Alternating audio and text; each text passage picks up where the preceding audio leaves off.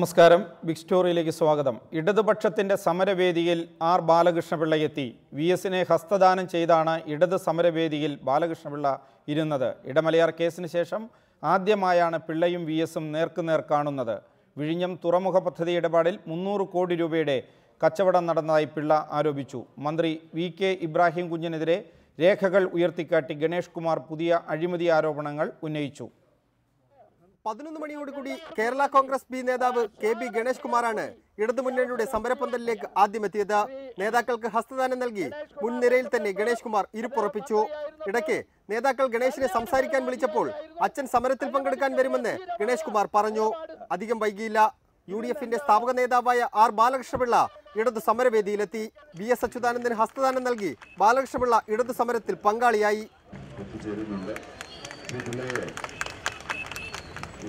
ഉടനെ തന്നെ സമരത്തെ അഭിസംബോധന ചെയ്ത് സംസാരിക്കാൻ പിള്ളയെ ക്ഷണിച്ചു. സർക്കാരിനെതിരെ അഴിമതി ആരോപണങ്ങളുടെ കെട്ടഴിച്ച് പിള്ള ആഞ്ഞടിച്ചു. വിഴിഞ്ഞം തുറമുഖം പദ്ധതി അദാനി ഗ്രൂപ്പിന് നൽകിയത് വഴി 300 കോടി രൂപയുടെ കച്ചവടമാണ് നടന്നതെന്ന് ആർ ബാലകൃഷ്ണപിള്ള ആരോപിച്ചു. വിഴിഞ്ഞം പോർട്ടിന്റെ പേരിൽ 300 കോടി രൂപയാണ് അച്ചാരം വാങ്ങിക്കഴിഞ്ഞിരിക്കുന്നത്. വിഴിഞ്ഞം പോർട്ടിന് കെ വി തോമസിന്റെ വീട്ടിൽ വെച്ച് ബാബുവും ഉമ്മൻചാണ്ടിയും കെ വി തോമസും ചേർന്ന് കഴിഞ്ഞ മാസം നടത്തിയ കച്ചവടമാണ് വിഴിഞ്ഞം പോർട്ട് അദാനിക്ക് കൊടുക്കാൻ മലേഷ്യയിൽ നിന്ന് ഓഫറുണ്ട്. പിന്നാലെ സംസാരിച്ച ഗണേഷ് കുമാർ പൊതുമരാമത്ത് വകുപ്പ് മന്ത്രി ഇബ്രാഹിം കുഞ്ഞിനെതിരെ പുതിയ അഴിമതി ആരോപണങ്ങൾ ഉന്നയിച്ചു. രേഖകൾ ഉയർത്തിക്കാട്ടിയായിരുന്നു ഗണേഷിന്റെ ആരോപണം. ഇബ്രാഹിം കുഞ്ഞ് എഴുതി കൊടുത്തിരിക്കുകയാണ്. എക്സിക്യൂട്ടീവ് എഞ്ചിനീയർ ലെറ്റർ പാഡിലാണ്, നോക്കൂ, ലെറ്റർ പാഡ് എഴുതി കൊടുത്തിരിക്കുകയാണ്. അസിസ്റ്റന്റ് എക്സിക്യൂട്ടീവ് എഞ്ചിനീയർ ഇങ്ങനെയുള്ള ഉദ്യോഗസ്ഥന്മാരെ ഇഷ്യൂ ട്രാൻസ്ഫർ ഓർഡേഴ്സ്. ഞാൻ നോക്കിയിട്ട് നേതാക്കന്മാർ കാണട്ടെ, ഞാൻ വെറുതെ പറയുന്നതല്ല. ഇടതുപക്ഷം നടത്തുന്ന തുടർ സമരങ്ങളിലും കേരള കോൺഗ്രസ് ബി പങ്കെടുക്കുമെന്ന് നേതാക്കൾ വ്യക്തമാക്കി. ഇടതുപക്ഷത്തിൽ ഘടകകക്ഷിയായില്ലെങ്കിലും ഉടനടി തന്നെ പിള്ളയ്ക്ക് മുന്നണി പ്രവേശനം ലഭ്യമാകുമെന്നതിന്റെ സൂചനയായിരുന്നു ഇന്നത്തെ സമരവേദി. റിപ്പോർട്ടർ, തിരുവനന്തപുരം. ഈ വിഷയമാണ് ഇന്ന് ബിഗ് സ്റ്റോറി ചർച്ച ചെയ്യുന്നത്. Kerala Congress B chairman Shri R Balakrishna Pillai, Congress വക്താവ് ശ്രീ അജയ് തറയിൽ എന്നിവരാണ് ഇപ്പോൾ ഈ ചർച്ചയിൽ പങ്കെടുക്കുന്നത്. ശ്രീ ആർ ബാലകൃഷ്ണപിള്ള, പുതിയൊരു അഴിമതി ആരോപണം ഇന്ന് താങ്കൾ ഉന്നയിച്ചിരിക്കുകയാണ്. വിഴിഞ്ഞം തുറമുഖ പദ്ധതി അദാനിക്ക് നൽകിയതുമായി ബന്ധപ്പെട്ട് 300 കോടി രൂപയുടെ അഴിമതി നടന്നു എന്ന ആരോപണം. എന്തടിസ്ഥാനത്തിലാണ് ഈ ആരോപണം ഉന്നയിക്കുന്നത്? ഒന്ന്, ഗവൺമെൻറ് ഇതൊക്കെ ചെയ്യാൻ അധികാരമുണ്ട്. പക്ഷേ ടെൻഡർ വിളിച്ചപ്പോൾ ഒരാൾ മാത്രമേ കോട്ട് ചെയ്തുള്ളൂ എന്നാണ് ഇതിനകത്തുള്ള വാദം. അങ്ങനെയാണോ വേണ്ടത്? എനിക്കറിയാം, ബോംബെയിലെ ഒരു ഫേം, അതുപോലെ തന്നെ മലേഷ്യയിലെ മന്ത്രി എഴുതിയ കത്ത് എൻ്റെ കൈവശമുണ്ട്. ബോംബെയിലെ ഒരു ഫേം ഇത് ഡിസ്കസ് ചെയ്യണമെന്ന് പറഞ്ഞ് അയച്ച കത്തുണ്ട്. ഞാൻ ചോദിക്കുന്നേ, വെറും സാങ്കേതികത്വമാണോ ഈ കാര്യങ്ങൾക്ക് നോക്കേണ്ടത്? ആയിരക്കണക്കിന് കോടി രൂപ കേരളത്തിൻ്റെയും കേന്ദ്രത്തിൻ്റെയും ഖജനാവിൽ നിന്ന് ചോർത്തിക്കൊടുത്തുണ്ടാകുന്ന നഷ്ടം ഒഴിവാക്കണം. അഴിമതി ഉണ്ടോ ഇല്ലയോ എന്നൊക്കെ പിന്നീട് പറയാം. അങ്ങനെ ചെയ്തുകൂടെയോ? മലേഷ്യയിൽ നിന്ന് സാധാരണക്കാരനല്ല, മലേഷ്യയിലെ മന്ത്രിയാണ് കത്തയച്ചിരിക്കുന്നത്. ഞങ്ങൾക്കിതിൽ താല്പര്യമുണ്ട്. അപ്പം സാങ്കേതികത്വം നോക്കരുത്. സാങ്കേതികത്വം നോക്കിയാൽ പാമായിൽ കേസ് ഉണ്ടാകുകയില്ലായിരുന്നു. അപ്പോൾ അതുകൊണ്ട് സാങ്കേതികത്വമല്ല പ്രധാനമായ കാര്യം. ഇവിടെ വന്നിരിക്കുന്നത് അദാനിയോട് കോട്ട് ചെയ്ത ഒരാളോട് ടെൻഡറിൻ്റെ ലാസ്റ്റ് ഡേറ്റിന് മുമ്പ് കെ വി തോമസിൻ്റെ വീട്ടിൽ വെച്ച് മുഖ്യമന്ത്രിയും ബാബുവും അദാനിയും കൂടി ഇരുന്ന് ചർച്ച ചെയ്തു. ഇന്ന് വരെ ഒരു ടെൻഡർ കൊടുത്ത ഒരാളിനെ വിളിച്ചിരുത്തി, ടെൻഡർ പൊട്ടിക്കുന്നതിന് മുമ്പ് വിളിച്ചിരുത്തി സംസാരിച്ച് കാര്യങ്ങൾ സെറ്റിൽ ചെയ്യുന്ന ഏർപ്പാട് ലോകത്തെങ്ങുമില്ല. അതാണ് പ്രശ്നം. ഞാൻ പറയുന്ന അഴിമതിയൊക്കെ അവിടെ നിൽക്കട്ടെ. ഒരു കാരണവശാലും കോൺട്രാക്റ്റ് ബിഡ് ചെയ്ത ആളെയും വിളിച്ച് കെ വി തോമസിൻ്റെ വീട്ടിലിരുത്തി ഇവർ 3 പേരും അദാനിയും കൂടെ ഡിസ്കസ് ചെയ്യുന്നത് ഒരു മോറലായിട്ട് ശരിയാണോ? നമ്മൾ ആലോചിക്കണം. അങ്ങനെ ഏതെങ്കിലും കോൺട്രാക്റ്റുകൾ ഈ രാജ്യത്ത് കൊടുത്തിട്ടുണ്ടോ? മാത്രമല്ല, പിന്നീടാണ് എനിക്ക് ഈ ബോംബെ കമ്പനിയുടെയും അതുപോലെ തന്നെ മലേഷ്യയിലെ മന്ത്രി അയച്ച കത്തും ഞാൻ കാണുന്നത്. അതുകൊണ്ട് ഇതിനകത്ത് നിയമവിരുദ്ധമായി തെറ്റുണ്ട് എന്ന് ഞാൻ പറയുന്നില്ല. കാരണം ടെൻഡർ വിളിച്ചപ്പോൾ അവർ കോട്ട് ചെയ്തില്ല. അതാണല്ലോ പാമായിൽ കേസ്. പാമായിൽ കേസ് അതാണ്. ഒറ്റ ടെൻഡറേ ഉള്ളായിരുന്നു. രണ്ടാമത്തെ ടെൻഡർ സമയം കഴിഞ്ഞ് വന്നു എന്നുള്ളത് കൊണ്ടാണ് പാമായിൽ വാങ്ങിക്കാൻ തീരുമാനിച്ചത്. ഇതും ഏതാണ്ട് അത് തന്നെ, വ്യത്യാസമൊന്നുമില്ല. അപ്പോൾ അതുകൊണ്ട് അഴിമതി കാണിച്ചോ ആര് വാങ്ങിക്കുന്നുള്ള കാര്യമൊക്കെ പിന്നീട് വരട്ടെ. കേരളത്തിനും കേന്ദ്രത്തിൻ്റെയും ഖജനാവിന് നഷ്ടമുണ്ടായിട്ടുണ്ട് എന്നുള്ളത് ഇന്ന് ചീഫ് സെക്രട്ടറി കൊടുത്തിരിക്കുന്ന റിപ്പോർട്ടിൻ്റെ അടിസ്ഥാനത്തിൽ എനിക്ക് ബോധ്യമുണ്ട്. അഴിമതി ആര് കാണിച്ചെന്നോ പണം വാങ്ങിച്ചതോ അല്ല. പക്ഷേ കേരളത്തിലെ ഖജനാവിന് നഷ്ടം വന്നു. നമ്മുടെ നിയമം അനുസരിച്ച് കാശ് വാങ്ങുന്നതും അതുപോലെ തന്നെ കാശ് നഷ്ടപ്പെടുത്തുന്നതും അഴിമതി നിരോധന നിയമം അനുസരിച്ച് ശിക്ഷാർഹമാണ്, കുറ്റകരമാണ്. ശ്രീ ആർ ബാലകൃഷ്ണപിള്ള ഇടത് മുന്നണിയുടെ സമരവേദിയിൽ താങ്കൾ പ്രസംഗിച്ചത് ഇതുമായി ബന്ധപ്പെട്ട് 300 കോടി രൂപയുടെ കച്ചവടം നടന്നു എന്നാണ്. 300 കോടി രൂപയുടെ കച്ചവടം നടന്നു എന്ന് താങ്കൾ പറയുമ്പോൾ താങ്കൾ അതോടൊപ്പം ചേർത്ത് പറയുന്നുണ്ട് ഇപ്പോൾ ഈ പറഞ്ഞ കാര്യം. അതായത് കെ വി തോമസിൻ്റെ ദില്ലിയിലെ വസതിയിൽ ഉമ്മൻചാണ്ടിയും കെ ബാബുവും അതുപോലെ തന്നെ അദാനിയും പങ്കെടുത്ത് ചർച്ച നടന്നു എന്നും പറയുന്നുണ്ട്. അപ്പോൾ ഈ 300 കോടിയുടെ കച്ചവടം അത് ആര് നടത്തി എന്ന കാര്യം കൂടി വ്യക്തമാക്കേണ്ടതില്ലേ? അത് ആര് നടത്തി എന്നുള്ളത് ഭാവിയിൽ വ്യക്തമാക്കാം. ഇപ്പോൾ അതിനെ സംബന്ധിച്ച് എനിക്ക് പറയാനുള്ളത്, പ്രകാശേ, ഇപ്പം നമ്മുടെ ഖജനാവിന് നഷ്ടം വന്നിരിക്കുന്നു. എങ്ങോട്ട് പോയി ഈ പണം കിക്ക് ഓഫ് ഉണ്ടോ എന്നുള്ള കാര്യങ്ങളൊക്കെ പിന്നീട് പറയാം. ഇത് പരിഗണിക്കേണ്ടതല്ലേ? കേരളത്തിന് അനേക കോടി രൂപ നഷ്ടം വരാതെ മറ്റാരെങ്കിലും ചെയ്യാനുണ്ടെങ്കിൽ അതിനെ ഒരു കട്ട് ഓഫ് ഡേറ്റ് പറഞ്ഞ് അത് ചെയ്യുന്നത് ശരിയാണോ? ശരിയല്ലെന്നാണ് എൻ്റെ വാദം. അത് ആർക്ക് കൊടുത്തു, എന്ത് കൊടുത്തു എന്നൊക്കെ പിന്നീട് വരട്ടെ. ന്യായങ്ങളിലേക്കൊന്നും ഞാനിപ്പോൾ കിടക്കുന്നില്ല. വെറും സാങ്കേതികത്തിൽ പിടിച്ച് ഞാൻ പറയുകയാണ്, 300-ലധികം കോടി രൂപ കേരളത്തിൻ്റെ ഖജനാവിന് നഷ്ടം വരുന്നു ഇത് കൊടുക്കുകയാണെങ്കിൽ എന്നുള്ളത് നേരത്തെ പറഞ്ഞതാണ്. അതുകൊണ്ട് ഈ 3 പേരെയും വിളിച്ചു വരുത്തി ലോവസ്റ്റായിട്ട് ചെയ്യാനും നമുക്ക് അനുകൂലമായ വ്യവസ്ഥകൾ ഉള്ള കരാർ സ്വീകരിക്കാനും തയ്യാറാകേണ്ടത് സാമാന്യ നീതിയാണ് എന്നാണ് ഞാൻ പറഞ്ഞതിൻ്റെ അർത്ഥം. മറ്റൊക്കെ 5 പ്രാവശ്യം ടെൻഡർ നീട്ടി നൽകി, മറ്റാരും ടെൻഡർ നൽകാനുണ്ടായിരുന്നില്ല. ഇടതുപക്ഷ സർക്കാരിൻ്റെ കാലത്ത് ഒരു ടെൻഡർ മാത്രമാണ് ലഭിച്ചത്. അപ്പോൾ 5 പ്രാവശ്യം ടെൻഡർ നീട്ടി നൽകിയപ്പോൾ ഈ മലേഷ്യൻ ഫേം എവിടെയായിരുന്നു? അതുപോലെ മുംബൈ ഫേം എവിടെയായിരുന്നു? അപ്പോൾ 5 പ്രാവശ്യം നീട്ടി നൽകി, അപ്പോഴും അദാനി മാത്രമാണ് ഉണ്ടായിരുന്നുള്ളൂ. ഇതാണ് ബാബു പറയുന്ന വാദം. അല്ല, അതിനൊന്നും മറുപടി പറയാൻ ഞാനിപ്പോഴില്ല. അത് താമസിച്ചു പോകുന്നത്, അത് ഇംഗ്ലീഷിലൊരു പഴഞ്ചൊല്ലുണ്ട്, ബെറ്റർ ലേറ്റ് ദാൻ നെവർ എന്നുള്ളതാണ് എൻ്റെ തിയറി. അവിടെ എന്താണെന്ന് വെച്ചാൽ, ഇത് കുറഞ്ഞ ചെലവിൽ ചെയ്യാമെന്ന് ഇപ്പോൾ ആരെങ്കിലും പറഞ്ഞിട്ടുണ്ടോ? ഈ മലേഷ്യൻ ഗവൺമെൻറ്റിൻ്റെ ബിഡ് എന്താണെന്ന് നോക്കും. ഗവൺമെൻറ്റാ, മലേഷ്യ എന്ന മന്ത്രിയുടെ കത്താ. ആ ബിഡ് എന്തുമാത്രം വരും, അത് ലോഡ് ചെയ്യുമ്പോൾ അതിൻ്റെ ഫലം എന്താണ്, എത്ര കോടി രൂപ കൊടുക്കേണ്ടി വരും, അതിൻ്റെ ഭാവിയിലുള്ള അഡ്മിനിസ്ട്രേഷൻ എങ്ങനെയാണ് ഈ പോർട്ടിൻ്റെത്, ഇതൊക്കെ ഇതിനകത്ത് പ്രാധാന്യമാണ്. അതുപോലെ ബോംബെ പോർട്ട് പറഞ്ഞിരിക്കുന്നത് ഞങ്ങളുടെ ഒരു പാർട്ട്ണറൂടെ സഹകരിക്കണം, ആ പാർട്ട്ണറെ മാറ്റിയിട്ട് ഞങ്ങളിത് ഏറ്റെടുക്കാൻ തയ്യാറാണ് എന്ന് മറ്റൊരു കമ്പനിയും പറഞ്ഞിട്ടുണ്ട്. ഇതിനൊരു സാങ്കേതികത്വം പറയരുത്. വ്യക്തമാണ്, ദയവായി തുടരുക. ശ്രീ അജയ് തറയിൽ, ശ്രീ ആർ ബാലകൃഷ്ണപിള്ള ഗുരുതരമായ ഒരു ആരോപണമാണ് ഉന്നയിച്ചിരിക്കുന്നത്. വിഴിഞ്ഞം തുറമുഖ പദ്ധതി അദാനി ഗ്രൂപ്പിന് നൽകുന്നതുമായി ബന്ധപ്പെട്ട് ടെൻഡർ പൊട്ടിക്കുന്നതിന് മുമ്പ് കെ വി തോമസിൻ്റെ ദില്ലിയിലെ വസതിയിൽ കെ വി തോമസും ഉമ്മൻചാണ്ടിയും കെ ബാബുവും ഒന്നിച്ചിരുന്ന് ചർച്ച നടത്തി. ഇതാണ് അദ്ദേഹത്തിൻ്റെ ആരോപണം. മറ്റൊന്ന് 300 കോടി രൂപയുടെ കച്ചവടം നടന്നിരിക്കുന്നു. ഇത് രണ്ടും, അതുപോലെ മുംബൈ കമ്പനിയും മലേഷ്യൻ സർക്കാരും ഈ പദ്ധതി നടപ്പാക്കാൻ തയ്യാറായിരുന്നു. അവരെ രണ്ടുപേരെയും മാറ്റി നിർത്തി സാങ്കേതികത്വം പറഞ്ഞ്. മറ്റൊന്ന് ടെൻഡർ പൊട്ടിക്കുന്നതിന് മുമ്പ് ഈ അദാനിയുമായി ഇവർ 3 പേരും ദില്ലിയിൽ വച്ച് ചർച്ച നടത്തി. ഇതാണ് ബാലകൃഷ്ണപിള്ള ഇന്ന് ഇടത് സമരവേദിയിൽ ഉന്നയിച്ചിരിക്കുന്ന ഗൗരവമുള്ള ആരോപണം.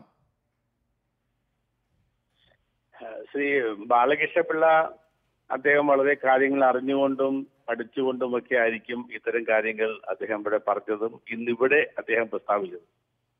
ആ വിഷയത്തെക്കുറിച്ച് മറുപടി പറയണമെങ്കിൽ ഞാൻ ഈ വിഷയത്തിന്റെ നിജസ്ഥിതിയെ കുറിച്ച് പഠിച്ച് വ്യക്തമായ ധാരണയോടുകൂടി മാത്രമേ എനിക്ക് അതിന് ഉത്തരം പറയാൻ കഴിയുകയുള്ളൂ.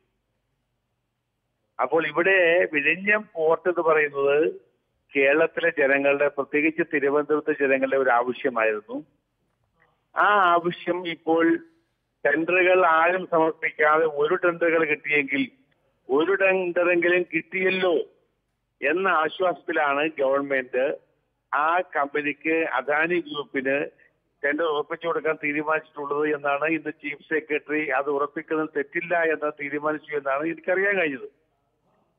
വ്യക്തിപരമായി പറഞ്ഞാൽ അദാനി ഗ്രൂപ്പിന് കേരളത്തിലെ ഇങ്ങനെ ഒരു സംരംഭം ഏൽപ്പിച്ചു കൊടുക്കുന്നതിന് എനിക്ക് അഭിപ്രായമില്ലാത്ത ആളാണ് ഞാൻ. വളരെ ദിവസങ്ങൾക്ക് മുമ്പ് തന്നെ ഇക്കാര്യത്തിൽ പ്രതിഷേധം രേഖപ്പെടുത്തിയിട്ടുമുണ്ട്.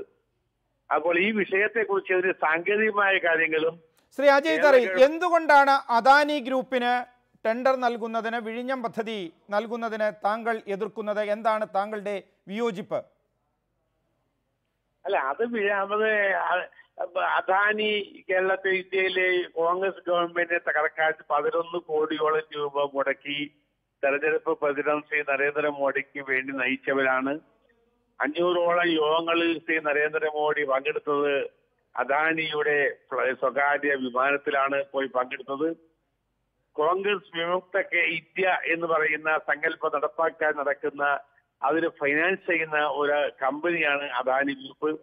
അങ്ങനെയുള്ളൊരു കമ്പനിക്ക് കേരളം പോലെയുള്ള കോൺഗ്രസ് ഭരിക്കുന്ന ഒരു ഗവൺമെന്റ് ടെൻഡറുകൾ ഉറപ്പിച്ച് അദ്ദേഹത്തിന് അതിനുവേണ്ടിയുള്ള സൗകര്യങ്ങൾ ചെയ്ത് കൊടുക്കരുത് എന്ന മാനസികമായ ഒരു നിലപാട് കൊണ്ടാണ് അദാനി ഗ്രൂപ്പിന് കൊടുക്കരുത് എന്ന നിലപാട് ഞാൻ എടുത്തിട്ടുള്ളത്. പക്ഷേ കേരളത്തിന്റെ ശ്രീ അജയ് തറയിൽ, കോൺഗ്രസിനെ തോൽപ്പിക്കാൻ ശ്രമിച്ച കമ്പനി മോദിക്ക് വേണ്ടി സാമ്പത്തിക സഹായവും ആൾ സഹായവും എല്ലാം ഒരുക്കി കൊടുക്കുന്ന ഒരു കമ്പനി, ആ കമ്പനി അങ്ങനെയാണ് എന്ന് ഉമ്മൻചാണ്ടിക്കോ കെ ബാബുവിനോ ഇനി ദില്ലിയിൽ പ്രവർത്തിക്കുന്ന കെ വി തോമസിനോ അറിയാതിരിക്കുകയില്ലല്ലോ. അങ്ങനെ വരുമ്പോൾ കെ വി തോമസിൻ്റെ വസതിയിൽ ഉമ്മൻചാണ്ടിയും ബാബുവും എത്തുന്നു, അദാനിയെ വിളിച്ചു വരുത്തുന്നു, അവിടെ വച്ച് ചർച്ച നടക്കുന്നു ടെൻഡർ പൊട്ടിക്കുന്നതിന് മുമ്പ് തന്നെ. അപ്പോൾ താങ്കൾക്ക് രാഷ്ട്രീയമായി അദാനി ഗ്രൂപ്പിനോട് ഈ വിയോജിപ്പുള്ളപ്പോൾ കുറച്ചുകൂടി ദില്ലിയിൽ അടുത്തു നിന്ന് കാര്യങ്ങൾ മനസ്സിലാക്കുന്ന കെ വി തോമസ്, അതുപോലെ കോൺഗ്രസ് രാഷ്ട്രീയം ഉയർത്തിപ്പിടിക്കുന്ന മുഖ്യമന്ത്രിയും കെ ബാബുവും, ഇവർക്ക് എന്തുകൊണ്ട് താങ്കളുടെ ഈ രാഷ്ട്രീയം മനസ്സിലാക്കാതെ പോയി? മാത്രമല്ല, ശ്രീ ആർ ബാലകൃഷ്ണപിള്ള ഉന്നയിക്കുന്ന പ്രധാനപ്പെട്ട കാര്യം, മുംബൈയിലെ ഒരു കമ്പനി അവർ സന്നദ്ധത പ്രകടിപ്പിച്ചു, ഈ ഒരു കമ്പനി എന്ന വാദത്തിനെതിരെ അദ്ദേഹം പറയുന്നതാണ്. അതുപോലെ തന്നെ മലേഷ്യൻ സർക്കാർ തന്നെ അതിൻ്റെ സാങ്കേതിക സഹായം നൽകി അത് നിർമ്മിച്ച് പ്രവർത്തിപ്പിച്ച് കൈമാറുന്ന ആ പ്രൊജക്റ്റ് അതിന് തയ്യാറായി. എന്തുകൊണ്ട് അത് രണ്ടും കേൾക്കാതെ കെ വി തോമസിൻ്റെ വസതിയിൽ കോൺഗ്രസ് വിരുദ്ധമായ ഒരു കമ്പനിയുമായി ചർച്ച? അതിനെക്കുറിച്ച് എനിക്ക് ഞാൻ പറഞ്ഞില്ല, അറിയാത്തൊരു കാര്യമാണ്. എനിക്കതിനെക്കുറിച്ച് മനസ്സിലാക്കണം, പഠിക്കണം, എങ്കിലും മാത്രമാണ് ആ വിഷയത്തെക്കുറിച്ചും ഇതിന്റെ സാങ്കേതികമായ കാര്യത്തെക്കുറിച്ചൊക്കെ മറുപടി പറയാൻ കഴിയുള്ളൂ. ഞാൻ ഇവിടെ എൻ്റെ ഒരു വൈകാരികമായ വശം മാത്രമാണ് സൂചിപ്പിച്ചിട്ടുള്ളത്. മറ്റു കാര്യങ്ങളെ കുറിച്ചൊക്കെ പഠിച്ച് പറയേണ്ട ഒരു കാര്യമാണ്. ഇതൊരു ചാനൽ ചർച്ചയിൽ അത് ഓഫ് ഹാൻഡ് ആയിട്ട് പറയാൻ എനിക്ക് കഴിയില്ല. ദയവായി താങ്കൾ തുടരുക. ശ്രീ കെ എം ഷാജഹാൻ, ഒരു കാര്യത്തിൽ അജയ് തറയിലിന് ഭിന്നാഭിപ്രായമുണ്ട്. ഈ കമ്പനി അങ്ങനെ കോൺഗ്രസ് സർക്കാർ പ്രോത്സാഹിപ്പിക്കേണ്ട ഒരു കമ്പനിയല്ല. ഇത് കോൺഗ്രസിനെ ഇല്ലാതാക്കാൻ മോദിക്കൊപ്പം കൈകോർത്തിരിക്കുന്ന ഒരു കമ്പനിയാണ്. ആർ ബാലകൃഷ്ണപിള്ള മറ്റൊരു ഗുരുതരമായ ആരോപണം ഉന്നയിക്കുന്നു, ഈ രീതിയിൽ ചർച്ച നടത്തിയിരിക്കുന്നു എന്ന്. എല്ലാ രാഷ്ട്രീയ പ്രസ്ഥാനങ്ങളെയും സ്വാധീനിക്കാൻ കഴിയുന്ന ഒന്നാണോ ഈ അദാനി ഗ്രൂപ്പ്? അതിൻ്റെ സ്വാധീനത്തിൽ നിന്ന് അല്ല ഒരു രാഷ്ട്രീയ പാർട്ടിയും ഒരു മന്ത്രിയും ഒരു നേതാവും, അതാണോ തെളിയുന്നത്?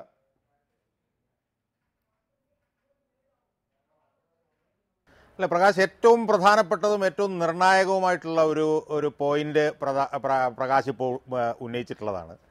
പിന്നെ ഈ കുത്തകൾക്ക് മുന്നിൽ ഒരു പാർട്ടിക്കും തലപൊക്കാൻ കഴിയില്ലെന്നും, വലിയ കുത്തകൾക്ക് മുന്നിൽ എല്ലാ പാർട്ടികളും കുമ്പിട്ട് മുട്ടേ മുട്ടിച്ച് നിൽക്കും എന്നുള്ളതിൻ്റെ ഏറ്റവും വലിയ തെളിവാണ് ഈ അദാനി ഈ വിഴിഞ്ഞം പോർട്ടുമായിട്ട് ബന്ധപ്പെട്ട്. ഞാനൊരു ചെറിയ ഇപ്പോൾ എടുത്തൊരു കണക്ക് ഞാൻ പറയാം. അപ്പോൾ മോദിയുമായി ബന്ധപ്പെട്ട് പിന്നെ അജയ് തറയിലൂടെ പറയുന്നത് കേട്ടല്ലോ. അദാനിക്ക് ഗുജറാത്ത് സർക്കാർ മുൻറ എന്ന് പറഞ്ഞൊരു സ്ഥലത്തൊരു പോർട്ട് നിർമ്മിക്കാൻ 15,494 ഏക്കർ ഭൂമി, മുൻറ പോർട്ട് നിർമ്മിക്കാനും 4 സ്പെഷ്യൽ ഇക്കണോമിക് സോണുകൾ തുടങ്ങാനും 15,496 ഏക്കർ ഭൂമി, 1 ചതുരശ്ര അടിക്ക് 1 രൂപ മുതൽ 32 രൂപ വരെ വിലയ്ക്കാണ് പ്രകാശ് നൽകിയത്. 15,000 ഏക്കർ സ്ഥലം എന്ന് പറഞ്ഞാൽ 6,000 ചില്ലാന ഹെക്ടർ സ്ഥലം. ഇത്രയും ഹെക്ടർ സ്ഥലം അല്ലെങ്കിൽ ഇത്രയും ഏക്കർ സ്ഥലം ഒരു ചായയുടെ വിലയ്ക്ക് പിന്നെ അദാനിക്ക് മോദി സർക്കാർ കൊടുത്തു എന്ന് കഴിഞ്ഞ തെരഞ്ഞെടുപ്പിൽ ആരോപണം ഉന്നയിച്ചത് കോൺഗ്രസിൻ്റെ ദേശീയ നേതാവായിട്ടുള്ള ശ്രീമാൻ രാഹുൽ ഗാന്ധിയാണ് ഈ ആരോപണം ഉന്നയിച്ചിട്ടുള്ളത്. ഇതേ സംസ്ഥാനത്ത് തന്നെ ടാറ്റയ്ക്ക് 1100 ഏക്കർ സ്ഥലം നൽകിയത് ചതുരശ്ര അടിക്ക് 900 രൂപയ്ക്കാണ്. ടാറ്റയ്ക്ക് 1100 ഏക്കർ സ്ഥലം ചതുരശ്ര അടിക്ക് 900 രൂപയ്ക്ക് നൽകുമ്പോൾ അദാനിക്ക് 15,496 ഏക്കർ സ്ഥലം 1 രൂപ മുതൽ 32 രൂപ വരെ ഒരു ചതുരശ്ര അടിക്കാണ് മോദി സർക്കാർ നൽകിയിട്ടുള്ളത്. അപ്പം മോദി സർക്കാരുമായിട്ടുള്ള അദാനിയുടെ ബന്ധം അതിൽ നിന്ന് വളരെ വ്യക്തമാണ്.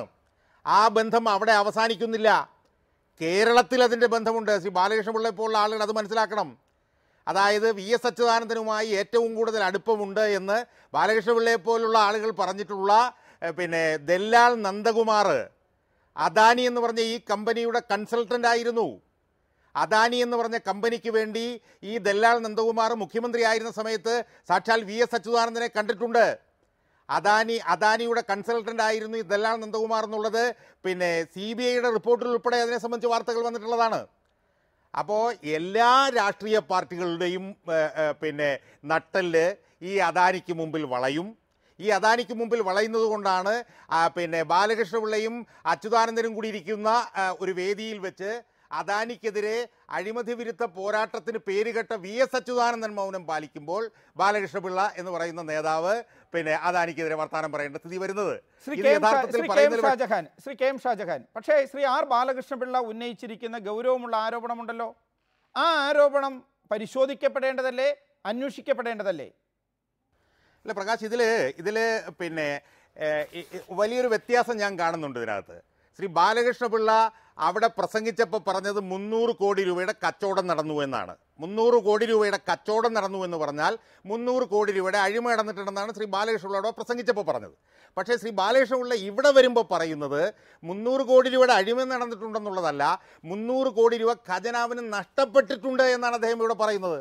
അപ്പോൾ ഖജനാവിനുണ്ടാകുന്ന നഷ്ടവും വേറെയാണ്, അഴിമതിയും വേറെയാണ്. അപ്പോൾ ശ്രീ ബാലകൃഷ്ണപിള്ള വ്യക്തമായും അസന്നിഗ്ധമായും അർത്ഥശങ്കയ്ക്കിടയില്ലാത്ത വിധവും പറയേണ്ടത് 300 കോടി രൂപയുടെ അഴിമതി നടന്നിട്ടുണ്ടോ എന്നാണ്.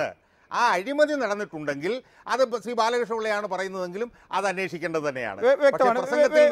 വ്യക്തമാണ്. ശ്രീ R ബാലകൃഷ്ണപിള്ള, 300 കോടി രൂപയുടെ കച്ചവടം നടന്നു എന്ന താങ്കൾ സമരവേദിയിൽ പറഞ്ഞ കാര്യം അതിൽ ഉറച്ചു നിൽക്കേണ്ടതില്ലേ? ഒന്ന്. മറ്റൊന്ന്, ഇപ്പോൾ സർക്കാരുമായി ബന്ധപ്പെട്ട് ലഭിക്കുന്ന വിവരങ്ങൾ, അദാനിക്ക് ടെൻഡർ ഉറപ്പിച്ചു നൽകിയതിന് ശേഷം താങ്കളുടെ മരുമകൻ മോഹൻദാസ് കെ ബാബുവിൻ്റെ ഓഫീസിലും അതുപോലെ മുഖ്യമന്ത്രിയുടെ ഓഫീസിലും മലേഷ്യ ഈ കാര്യത്തിൽ അവർക്കൊരു നിർദ്ദേശം സമർപ്പിക്കാനുണ്ട്, അവരൊരു നിർദ്ദേശമുണ്ട് എന്ന കാര്യം എത്തിച്ചു എന്നാണ്. അപ്പോൾ അതിലും ഒരു വ്യക്തത വരുത്തേണ്ടതില്ലേ? ഇല്ല, എനിക്ക് മരുമകനും ഞാനുമായിട്ട് ഈ മാതിരി കാര്യങ്ങളൊന്നും ചർച്ച ചെയ്യാറില്ല. ഒന്ന്, അത് അവരുടെ ഔദ്യോഗിക കാര്യമാണ്. ഞാൻ ശ്രീ ഷാജഹാൻ പറഞ്ഞെടുത്ത് അയക്കുന്നത് അദ്ദേഹം തെറ്റിദ്ധരിച്ചാണ് പറയുന്നത്. 300 കോടി രൂപയുടെ കച്ചവടം നടന്നില്ലെങ്കിൽ, ഇപ്പം നടന്ന് നോട്ടെണ്ണെന്ന് യന്ത്രത്തിൽ വെച്ച് എണ്ണിയൊന്നൊക്കെ ഇപ്പോൾ എന്നോട് ചോദിച്ചാൽ അതിന് ഫിംഗർ പ്രിൻ്റ് ഒന്നുമില്ല, അതെനിക്ക് പറയാം, ആരാണെന്താണെന്നൊക്കെ കണ്ടുപിടിക്കാൻ പറയാം. 300 കോടി രൂപയുടെ കച്ചവടം നടന്നു എന്ന് തന്നെ ഞാൻ പറയുന്നത്. അതിനെപ്പറ്റി എനിക്ക് ആക്ഷേപമില്ല. അല്ലെങ്കിൽ ടെൻഡർ സമർപ്പിക്കുന്നതിന് മുമ്പ് തന്നെ ഇന്ന് ടെൻഡർ അപ്രൂവ് ചെയ്യണമെന്ന് ചീഫ് സെക്രട്ടറി പറഞ്ഞ അദാനിയുമായി KV തോമസിൻ്റെ വീട്ടിൽ മുഖ്യമന്ത്രിയും ബാബുവും അതുപോലെ തന്നെ KV തോമസും ചേർന്ന് അദാനിയും ചേർന്ന് എന്താ ചർച്ച ചെയ്തത്? അങ്ങനെ പതിവുണ്ടോ? ഷാജഹാൻ പരിചയമുള്ള ആളാണ്, അജയ് തറയിൽ പരിചയമുള്ള ഒരാളാണ്. ഞാൻ ചോദിക്കുകയാണ്, ഒരു ടെൻഡർ വിളിച്ച ആളിനെ ആരൊക്കെ ടെൻഡർ തരുന്നു എന്നറിയുന്നതിന് മുൻപ് വിളിച്ചിരുത്തി ടെൻഡറിൻ്റെ കാലാവധി ആകുന്നതിന് മുമ്പ്, കൊടുക്കേണ്ട കാലാവധി ആകുന്നതിന് മുമ്പ് ചർച്ച ചെയ്ത് എന്ത് കാര്യമാണ്? ഏത് ഉദ്യോഗസ്ഥനാണ് അങ്ങനെ ചർച്ച ചെയ്യാൻ അധികാരം? ഏത് മന്ത്രിക്കാണ് ചർച്ച ചെയ്യാൻ അധികാരം? അതാണ് ഞാൻ പറഞ്ഞത്. ഇത് സാമ്പത്തികമല്ലെങ്കിൽ പിന്നെ എന്തിനാണ് ഇത്രയും ധൃതി ചെയ്യുന്നത്? മലേഷ്യൻ കമ്പനി, ഞാൻ ചോദിക്കുന്ന എന്ത് സാങ്കേതികത്വമുണ്ട് നമുക്കൊരു 10, 300, 500 കോടി രൂപയുടെ ലാഭം കിട്ടുകയും നേരത്തെ തന്നെ ഈ പോർട്ട് നമുക്ക് വിട്ടുകിട്ടി നമ്മുടെ ഭരണത്തിൽ കൊണ്ടുവരികയും ചെയ്യുന്ന ഒരു സാഹചര്യം ഉണ്ടാക്കാൻ കഴിയുമെങ്കിൽ, അങ്ങനെ ഒരാൾ താമസിച്ചു എന്നുള്ളത് കൊണ്ട് നിയമപ്രകാരം നേരത്തെ ഉള്ള ആളിന് കൊടുക്കണം, താമസിച്ചു വന്ന ആളിന് കൊടുക്കരുത് എന്ന് ടെൻഡർ നിയമങ്ങളിൽ യാതൊരു ചട്ടവുമില്ല. മാത്രമല്ല, ആ ടെൻഡർ നോട്ടിഫിക്കേഷനിൽ പറയും ഇതൊക്കെയാണെങ്കിലും ടെൻഡർ പരിശോധിച്ചതിന് ശേഷം ഇത് ആർക്കെങ്കിലും കൊടുക്കണമെങ്കിൽ കൊടുക്കാനുള്ള അധികാരം ടെൻഡർ വിളിച്ച ആളുകൾക്കുണ്ട് എന്നൊരു വാചകം കൂടി ഈ ടെൻഡറുകളിലുണ്ട്. അതാണ്. അതുകൊണ്ട് ഷാജഹാൻ പറഞ്ഞത് ഞാൻ അംഗീകരിക്കുക. അഴിമതി അല്ലെങ്കിൽ പിന്നെ ഇത്രയും വലിയ ഇപ്പോൾ അജയ് തറയിൽ പറയുന്ന ആക്ഷേപമൊക്കെ ശരിയാ. ഒരു മാന്യമായി സംസാരിക്കുന്ന ആളാണ് ഇതറിൻ്റെ മാന്യമായിട്ട് പറയുന്ന ആളാണ്, അതെല്ലാം ശരിയാണ്. എൻ്റെ ചോദ്യം 10 രൂപ, അതാണ് ഞാൻ മുഴപ്പിച്ചെടുത്തത്. അത് ഷാജഹാൻ തെറ്റിദ്ധരിച്ചാണ്. വാങ്ങിയെന്നുള്ളതിനും ആരോ വാങ്ങിയെന്നുള്ളതിനും എനിക്ക് സംശയമില്ല. അതിൻ്റെ ഡീറ്റെയിൽസ് പിന്നെ പറയാമെന്നേ ഞാൻ പറഞ്ഞുള്ളൂ. അല്ലെങ്കിൽ ഇത്രയും വ്യഗ്രത ഈ കാലത്ത് അങ്ങനെയാണെങ്കിൽ അച്യുതാനന്ദൻ മുഖ്യമന്ത്രിയായിരുന്ന കാലത്ത് ഈ രാജ്യത്ത് ഒരു ടെൻഡർ വന്നപ്പോൾ അത് മാറ്റിവെക്കണ്ടായിരുന്നല്ലോ, അവർക്കത് കൊടുക്കാമായിരുന്നല്ലോ. എന്തുകൊണ്ടത് കൊടുത്തില്ല? നമ്മൾ ആലോചിക്കേണ്ട കാര്യമാണ്. അപ്പോൾ ഈ ഒരു ടെൻഡർ മാത്രമുള്ളപ്പോൾ കൊടുക്കാത്ത ഒരു പ്രോജക്റ്റ് ഇപ്പോൾ വന്നപ്പോൾ ടെൻഡർ സമയത്ത് കിട്ടിയില്ല എന്ന് പറഞ്ഞുകൊണ്ട് മാറ്റിവെക്കുന്നത് ഈ രാജ്യത്തിൻ്റെ താല്പര്യത്തിന്, സംസ്ഥാനത്തിൻ്റെ താല്പര്യത്തിന്, ഈ രാജ്യത്തിൻ്റെ താല്പര്യത്തിനെതിരാണ്. അതിൽ നടന്നിരിക്കുന്നത് അഴിമതിയാണ്. അത് ആര് വാങ്ങി, എന്ത് വാങ്ങിയെന്നൊക്കെ പിന്നീട് വ്യക്തമാണ്. ശ്രീ അജയ് തറയിൽ, ഈ കാര്യത്തിൽ ഇപ്പോൾ ശ്രീ ആർ ബാലകൃഷ്ണപിള്ള ഉന്നയിക്കുന്ന ആരോപണങ്ങൾ അത് പരിശോധിക്കപ്പെടേണ്ടതല്ലേ? കാരണം അദാനി ഗ്രൂപ്പുമായി നടത്തിയ ചർച്ച, അതുപോലെ മുംബൈ കമ്പനിയുടെ ടെൻഡർ സമയം കഴിഞ്ഞു എന്ന് പറഞ്ഞ് മാറ്റിവെച്ചത്, മലേഷ്യൻ സർക്കാർ അവരുടെ സന്നദ്ധത അറിയിച്ചിട്ടും അത് പരിഗണിക്കാതിരുന്നത്, മറ്റൊന്ന് വിഴിഞ്ഞം തുറമുഖ പദ്ധതിയുമായി ബന്ധപ്പെട്ട് പുറത്തു വരുന്ന വാർത്തകൾ, അത് കുറച്ച് നാളുകളായി. ഈ തുറമുഖ പദ്ധതിയുമായി ബന്ധപ്പെട്ട് നിക്ഷിപ്ത താല്പര്യങ്ങൾ പല രീതിയിൽ, അത് വരാതിരിക്കാൻ, അത് ചില കമ്പനികൾക്ക് കൊടുക്കാൻ, അല്ലെങ്കിൽ അത് മറ്റു ചില പോർട്ടുകൾക്ക് ദോഷകരമായി ബാധിക്കും എന്നുള്ളതുകൊണ്ട് അവരുടെ ഭാഗത്തുനിന്നുള്ള എതിർപ്പ്, അങ്ങനെ നിരവധി കാര്യങ്ങൾ കിടന്ന് കളിക്കുന്ന വിഴിഞ്ഞം തുറമുഖ പദ്ധതി MVRൻ്റെ കാലം മുതൽ അതിനെക്കുറിച്ചുള്ള ചർച്ച നടക്കുന്നതാണ്. എന്തുകൊണ്ടാണ് അതിൽ ഇത്രയും വ്യക്തമായ ഒരു ആരോപണം വരുമ്പോൾ അത് പരിശോധിക്കേണ്ടതുണ്ടോ സർക്കാർ? അത് പരിശോധിക്കേണ്ടതുണ്ടോ പൊതുസമൂഹം? അല്ല, അതെല്ലാം പരിശോധിച്ചുകൊണ്ടായിരിക്കുമല്ലോ ഗവൺമെന്റ് ഇപ്പോൾ തീരുമാനം എടുത്തിട്ടുള്ളത്. അല്ല, സർക്കാർ എടുത്ത തീരുമാനത്തിന്റെ ശരിതെറ്റുകൾ അല്ല, ഞാൻ സർക്കാർ എടുത്ത തീരുമാനം ശരിയാണെന്നും സർക്കാർ പരിശോധിച്ചുകൊണ്ടാണ് തീരുമാനം എടുത്തതെന്നും എന്ന് പക്ഷത്ത് നിൽക്കുന്നത്. അതിനെക്കുറിച്ച് ആക്ഷേപമുണ്ടെങ്കിൽ ആക്ഷേപം ഉന്നയിക്കാവുന്ന സ്ഥലങ്ങളിൽ ആക്ഷേപം ഉന്നയിക്കേണ്ട വേദികൾ ഉന്നയിച്ചുകൊണ്ട് തെളിവുകൾ കൊടുത്ത് അത് തെളിയിക്കാൻ മറ്റുള്ള ആളുകൾക്ക്. പക്ഷെ സർക്കാർ ഇപ്പോൾ അദാനി ഗ്രൂപ്പിന് വിഴിഞ്ഞം പോർട്ട് കൊടുക്കാൻ തീരുമാനിച്ചു കഴിഞ്ഞു.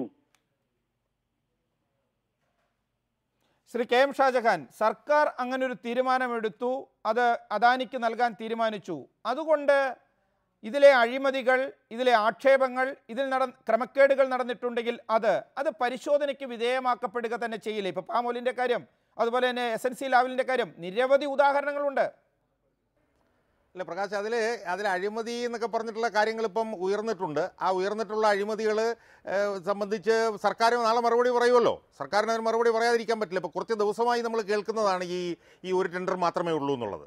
ഈ ഒരു ടെൻഡർ മാത്രമേ ഉള്ളൂ എന്നുള്ള നമുക്ക് കുറച്ചാളായിട്ട് കേട്ടുകൊണ്ടിരുന്നതാണ്. അന്നേരം ഒന്നും അഭിപ്രായ വ്യത്യാസങ്ങൾ ഉയർന്നിട്ടില്ല. അതുകൊണ്ട് സർക്കാരെ സംബന്ധിച്ചിട്ടുള്ള അഭിപ്രായങ്ങൾ ഇപ്പോൾ നാളെ പറയുമല്ലോ. നാളെ പറഞ്ഞു കഴിയുമ്പോഴത്തേക്കും അത് സംബന്ധിച്ച് നമുക്ക് അന്തിമമായൊരു നിലപാടിലെത്താൻ പറ്റുള്ളൂ. പക്ഷേ ഒരു ചെറിയ കാര്യം എനിക്ക് സൂചിപ്പിക്കാനുള്ളത്, ഈ അഴിമതി ആരോപണം ഉന്നയിക്കുന്നതുമായൊക്കെ ബന്ധപ്പെട്ടുകൊണ്ട് അഴിമതി ആരോപണങ്ങൾ ഉയരുമ്പോൾ അഴിമതി ആരോപണങ്ങൾ ഉന്നയിക്കുന്ന ആളുകളുടെ വിശ്വാസ്യതയും ഒക്കെ പൊതുസമൂഹത്തിനെ സംബന്ധിച്ചിടത്തോളം പ്രശ്നമാണ്. അതും കൂടെ നമ്മൾ ഒന്ന് പരിഗണിക്കുന്നത് നല്ലതായിരിക്കും എന്നൊരു ചെറിയ അഭിപ്രായം കൂടി എനിക്കിവിടെ പറയാനുണ്ട്. നാളെ ഇത് സംബന്ധിച്ച് എന്താണ് നിലപാടെന്ന് സർക്കാർ വിശദീകരിക്കുമ്പോഴേ ഇതിൻ്റെ കൃത്യത കൂടുതൽ നമുക്ക് ബോധ്യമാവുള്ളൂ എന്നുള്ളതാണ്. ശ്രീ ആർ ബാലകൃഷ്ണപിള്ള, ശ്രീ KM ഷാജഹാൻ പറഞ്ഞു വരുന്നത്, താങ്കളും വിശദീകരിക്കുന്നത് നന്നായിരിക്കും. ഇതുമായി ബന്ധപ്പെട്ട ഒരു അഴിമതി ആരോപണമാണ് താങ്കൾ ഉന്നയിച്ചിരിക്കുന്നത്. പക്ഷേ ഇന്ന് താങ്കൾ ഇടതുപക്ഷത്തിൻ്റെ സമരവേദിയിലേക്ക് ചെല്ലുമ്പോൾ ആദ്യം താങ്കൾ VS അച്യുതാനന്ദനെ തൊഴുവുന്നു, VS തിരിച്ചു തൊഴുവുന്നു, അതിനുശേഷം VSന് കൈ കൊടുക്കുന്നു, കൈ പിടിച്ചു കുലുക്കുന്നു, അതിനുശേഷം താങ്കളെ അപ്പുറയൊരു സീറ്റിലേക്ക് ഇരുത്തുന്നു.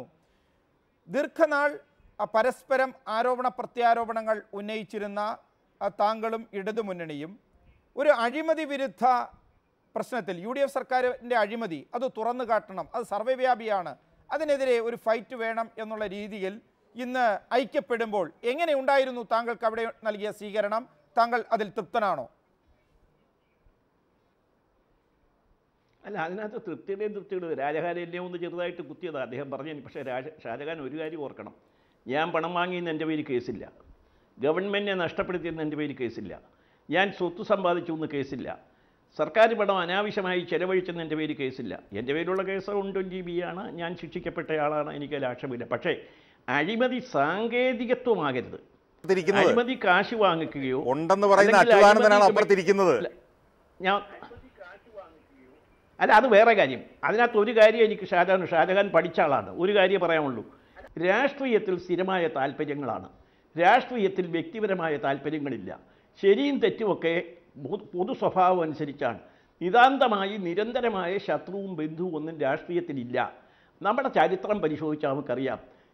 അച്യുതാനന്ദൻ്റെ ചില ധാരണകളുടെ അടിസ്ഥാനത്തിൽ അച്യുതാനന്ദൻ നടന്നു. പക്ഷേ ഒരിക്കൽ പോലും ഒരു കോടതിയിലും എവിടെയെങ്കിലും ഞാൻ പണം വാങ്ങിച്ചെന്നോ സർക്കാരിനെ വഞ്ചിച്ചെന്നോ സ്വത്ത് സമ്പാദിച്ചെന്നോ എനിക്കെതിരായിട്ട് ഒരു കേസുമില്ല, ഒരു ചാർജുമില്ല. ടെക്നിക്കലാണ്, സാങ്കേതികത്വമാണ്. ആ സാങ്കേതികത്വത്തിൽ പിടിച്ച് എനിക്ക് പരിചയം പോലുമില്ലാത്ത ഒരാളെ മാണി ഗ്രൂപ്പിൻ്റെ കേരള കോൺഗ്രസിൻ്റെ വൈസ് ചെയർമാനായ വ്യക്തിയെ ആ ജഡ്ജിമെൻറ്റിൽ എഴുതിയിരിക്കുന്ന എന്താണ്? കേരള കോൺഗ്രസിൻ്റെ വൈസ് ചെയർമാനെ സഹായിച്ചു എന്ന ജഡ്ജിമെൻ്റ് എഴുതിയ ജഡ്ജിമാർക്ക് എത്ര കേരള കോൺഗ്രസ് ഉണ്ടെന്ന് അറിഞ്ഞുകൂടാ. ഈ പറയുന്ന വ്യക്തിയും ഞാനും ഒരുമിച്ചൊരു കേരള കോൺഗ്രസിൽ ഒരിക്കലും പ്രവർത്തിച്ചിട്ടില്ല, എനിക്ക് വലിയ പരിചയം പോലുമില്ല. അത് സാങ്കേതികത്വമാണ്. ശ്രീ കെ എം ഷാജഹാൻ, അത് വ്യക്തമാണ്. വളരെ ചുരുങ്ങിയ ഒരു മറുപടി. അതായത് നേരത്തെ ആരോപണ പ്രത്യാരോപണങ്ങൾ ഉണ്ടായിരുന്നെങ്കിലും ശ്രീ ആർ ബാലകൃഷ്ണപിള്ളയും വി എസ് അച്യുതാനന്ദനും ഇന്ന് അഴിമതിക്കെതിരെ ഒരേ സ്വരത്തിൽ ഒരേ വേദി പങ്കിട്ടിരിക്കുന്നു, കൈപിടിച്ചു കുലുക്കുന്നു. ചുരുങ്ങിയ വാക്കുകളിൽ ഒരു നിരീക്ഷണം. കാര്യം അത് ബാലകൃഷ്ണപിള്ളയ്ക്ക് ചിലപ്പോൾ അഭിപ്രായ വ്യത്യാസം ഉണ്ടാക്കുന്നതാകാം, എങ്കിലും വ്യക്തത വരുത്തേണ്ടതുണ്ട്. ചുരുങ്ങിയ വാക്കുകളിൽ നടത്തിയിട്ടില്ലെന്നാണ് ശ്രീ ആർ ബാലകൃഷ്ണപിള്ള ഇവിടെ പറയുന്നത്. താൻ ഒരു അഴിമതിയും നടത്തിയിട്ടില്ലെന്നാണ് ബാലകൃഷ്ണപിള്ള ഇവിടെ വീണ്ടും അസന്നിഗ്ധമായി പറയുന്നത്. എന്നാൽ ബാലകൃഷ്ണപിള്ളയെ തൻ്റെ 20 വർഷത്തെ നിയമ പോരാട്ടത്തിലൂടെ 8 മാസം ജയിലിലിട്ടു എന്ന് പറഞ്ഞുകൊണ്ട് 2011 തെരഞ്ഞെടുപ്പിൽ പ്രചരണം നടത്തിയ ആളാണ് ശ്രീ ബാലകൃഷ്ണപിള്ളയുടെ തൊട്ടപ്പുറത്തിരിക്കുന്ന വി എസ് അച്യുതാനന്ദൻ.